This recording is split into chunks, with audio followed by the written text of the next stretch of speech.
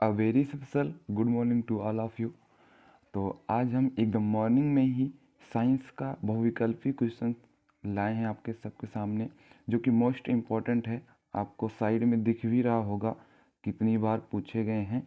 यहाँ पे आप देख सकते हैं 2014, 2014, 2014, ये सारे क्वेश्चन जो है बहुत इंपॉर्टेंट हैं। तो अगर आप ये सब केयरफुली से वो विकल्पी करेंगे तो बहुत अच्छा होगा। देखिए, हम लोग 4 नंबर 5 नंबर पढ़ के जाते हैं, लेकिन उसके लिए हम लोग को क्या करना पड़ता है, प्रिपरेशन करना पड़ता है, राइट। और ये सब जो एक एक नंबर के होते हैं, लगभग 10-15 नंबर, बहुत इम्पॉर्टेंट होते हैं ये सब। अगर हम लोग इतना पढ़ें और एक एक नंबर का छूट जाए ना, तो कोई मतलब है नहीं। यार बताओ, मेहनत करके जा रहे हैं, वो सब तो कर ले रहे हैं, लेकिन जो एकदम इजी क्वेश्चंस है उसको हम लोग छोड़ दे रहे हैं, तो कैसे होगा। तो यही सब गलतियां आपकी ना हो, इसीलिए मैं ये सारे वीडियो लेके आता हूँ बहुविकल्पी, ताकि आप लोगों के जो अच्छे से मार्क्स आ जाए, ठीक है। और ये तो भी शुरुआत है, क्योंकि ये आगे जैसे ही प्रमोट होंगे आप लोग सभी, वहाँ पे बहुविकल्पी ही पूछा जाता है। तो आइए स्टार्ट करते हैं बिना समय गंवाए हुए। पहला क्वेश्चन कह रहा है, समतल दर्पण की फोकस दूरी होती है। क्या होती है? समतल दर्पण की फोकस दूरी होती है। अगर आप लोग अच्छे से पढ़े होंगे तो आई होप आप लोग सभी आंसर बहुत ही अच्छे से दे देंगे। अगर आप लोगों को आंसर किसी का पता है तो आप लोग नीचे कमेंट में ज़रूर बताइएगा। समतल दर्पण की फोकस दूरी होती है, क्या होती है? किसी को पता है? नहीं पता है तो देखिए और राइट कर लीजिएगा। समतल दर्पण की फोकस दूरी, हमेशा अगर कोई पूछे समतल दर्पण की फोकस दूरी कहाँ होती है, तो समतल दर्पण मतलब सम मतलब होता है, समतल मतलब एकदम पृष्ठ होता है, राइट। तो दर्पण जो इसका प्रतिबिंब मतलब दर्पण की फोकस दूरी जो होता है वो हमेशा कहाँ होती है? एकदम अनंत पर होती है। कहाँ होती है? अनंत पर होती है, ठीक है। नेक्स्ट क्वेश्चन देख लीजिए। समतल दर्पण के सामने एक वस्तु दर्पण से 10 सेमी की दूरी पर रखी गई है, तो दर्पण से प्रतिबिंब की दूरी होगी। देखिए, ये क्वेश्चन बहुत ही अच्छा है। रीज़न है कि इसमें बहुत सारे बच्चे जो हैं खो जाएंगे, लेकिन मैं आप लोगों को खोने नहीं दूंगा, ठीक है। तो ये कह रहा है कि समतल दर्पण के सामने एक वस्तु दर्पण से 10 सेमी की दूरी पर रखी गई है, तो दर्पण से प्रतिबिंब की दूरी होगी। देखिए, इसमें सब लोग क्या करेंगे जानते हैं? 2F कर देंगे, मतलब 20 आंसर मार्क आएंगे, लेकिन ऐसा है कि नहीं? है ही नहीं। देखिए, मैं आपको बताता हूँ, जो समतल दर्पण होता है, क्या होता है? ये जो समतल दर्पण होता है, इसका प्रतिबिंब, समझ रहे हैं? समतल दर्पण का प्रतिबिंब और जो इस पे वस्तु का दूरी होती है, सदैव क्या होती है? बराबर होती है। समतल दर्पण का प्रतिबिंब और समतल दर्पण की वस्तु की दूरी क्या होती है? सदैव बराबर होती है। तो देखिए क्या लिखा है, समतल दर्पण के सामने एक वस्तु का दर्पण, एक वस्तु का दर्पण 10 सेंटीमीटर है, तो 10 सेंटीमीटर की दूरी पर रखी है, तो उसका प्रतिबिंब अगर 10 सेमी पे वो रखी गई है, तो उसका प्रतिबिंब भी 10 सेंटीमीटर पर ही बनेगा। अगर पूछ लिया जाए कि प्रतिबिंब 10 सेंटीमीटर पर बन रहा है, तो उसका दर्पण से दूरी क्या होगा? तो दर्पण से दूरी क्या होगा? 10 सेंटी। मतलब ये हमेशा क्या होता है? यू वी बराबर यू होता है, ठीक है। अभी आएगा क्वेश्चन में, इसमें भी बताऊंगा, ठीक है। तो ये हमेशा क्या होती हैं? आपस में बराबर होती हैं। क्या होती हैं? बराबर होती हैं। तो ऐसे क्वेश्चन आप लोगों को एक भी जाने नहीं दूंगा, तो आप लोग केयरफुली से पढ़ते रहिए। देखिए, आप लोग सब कर लेंगे। अब देखिए कह रहा है क्वेश्चन नंबर 3, समतल दर्पण द्वारा निर्मित प्रतिबिंब का आवर्धन होता है। क्या होता है बताएंगे? समतल दर्पण द्वारा निर्मित प्रतिबिंब का आवर्धन 1 होता है। क्या होता है? 1। ऑप्शन कहाँ है? ये है। क्या होता है? 1। अब ये कैसे होता है अगर मैं आपको बताना चाहूँ, तो ये हमारा देखिए यम बराबर क्या होता है? -v/u। फिर बराबर क्या होता है हमारा? -v/-u। आई बात समझ में? तो ये माइनस माइनस सब कट ही जाएगा। आई बात समझ में? ये कटा, सब कटा, कितना आया हमारा? 1, ठीक है। कितना आया हमारा? अब इसमें आप सोच रहे हैं माइनस में आ रहा, तो इसमें माइनस आप ना देखिए, ठीक है। हमसे पूछा है कि कितनी दूरी पर होगी, तो हमेशा 1 होगी। क्या होगी? 1 होगी। 1 से कम नहीं हो सकती, न 1 से ज़्यादा हो सकती है, और अनंत तो हो ही नहीं सकती है, ठीक है। आई बात समझ में? अनंत तो हो ही नहीं सकती है। तो इस प्रकार देखिए, ये रेखीय आवर्धन जो होता है, आप लोग पढ़े होंगे, यम बराबर -v/u, फिर बराबर v upon b upon u, अब दोनों माइनस में होते हैं तो वो कट ही जाएंगे, ठीक है। ये आपका क्वेश्चन हो गया। तो क्या होती है, एक होती है, क्या होती है, एक होती है, ठीक है। नेक्स्ट क्वेश्चन देख लेते हैं। नेक्स्ट क्वेश्चन जो है, क्षेत्र सबसे अधिक होता है, किसका दृष्टि क्षेत्र सबसे अधिक होता है। माय डियर स्टूडेंट, मैं आपको बता दूं तो उत्तल दर्पण जो होता है इसका जो दृष्टि क्षेत्र होता है ना, सबसे अधिक होता है। क्या होता है, सबसे अधिक होता है, किसका, किसका, उत्तल दर्पण का, ठीक है। किसका होता है, उत्तल दर्पण का। तो आप लोग अगर ऐसा क्वेश्चन आता है तो आप लोग जरूर उसको टिक लगाएं, किस पर, उत्तल दर्पण पर, ठीक है। अब नेक्स्ट क्वेश्चन है, दर्पण की फोकस दूरी एफ तथा वक्रता त्रिज्या आर के बीच संबंध है। अगर आप ये ना जानते होंगे तो फिर ऐसा हो ही नहीं सकता है, ठीक है कि नहीं। ये तो बहुत इजी क्वेश्चन है। क्या होता है बताइए। अच्छा देखिए, एफ बराबर हमारा क्या होता है, सॉरी, एफ बराबर हमारा क्या होता है, एफ बराबर होता है आर बटे क्या, दो।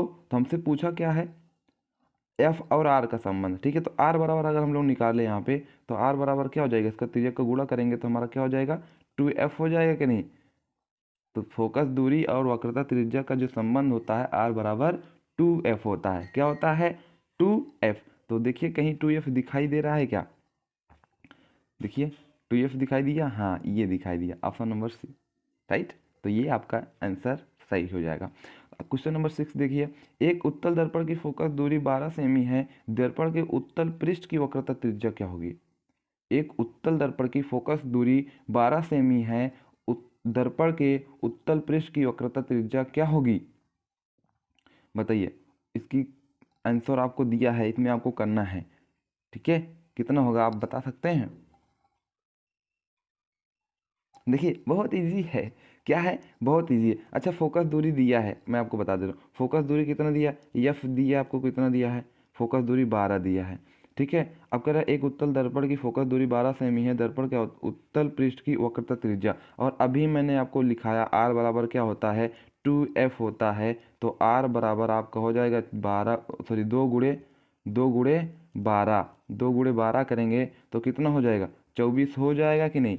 आई बात समझ में, कितना हो जाएगा, 24, ठीक है। आई होप आपको समझ में आ गया होगा। तो यही फार्मूला है आपका, आर बराबर 2f, क्या होगा, आर बराबर 2f, आर बराबर 2f पे लगा देंगे तो हो जाएगा, क्योंकि फोकस दूरी हमको 12 दिया है तो आर दो ये होता है, 12 दूनी 24, ठीक है। हाँ नेक्स्ट क्वेश्चन देख लीजिए। जो नेक्स्ट क्वेश्चन है बहुत ही इजी होगा, ये भी कह रहा है, तो इसका क्या होगा आंसर, इसका आंसर होगा 24, ठीक है।